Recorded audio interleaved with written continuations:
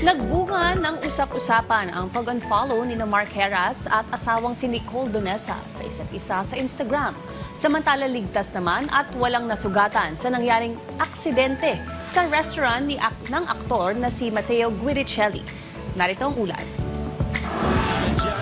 Nasira ang isang restaurant na pag-aari ng pamilya ng aktor na si Matteo Guidicelli noong linggo ng hapon matapos inararo ng isang kotse ang alfresco area nito.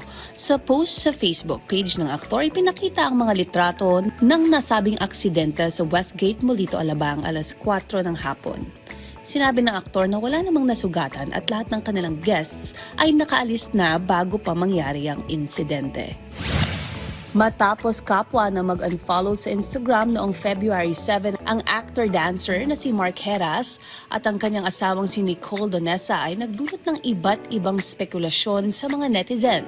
Nag-alala ang mga fans at kapwa celebrities kay Mark Heras nang mag-post siya ng isang video compilation noong February 5 kung saan nakikita na umiiyak ang aktor at naninigarilyo.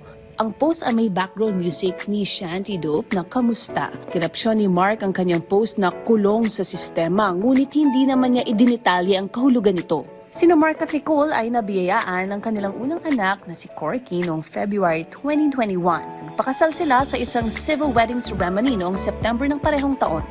Noong March 2025, opisyal na nanirahan ng pamilya sa kanilang bagong renovated na tahanan sa Quezon City.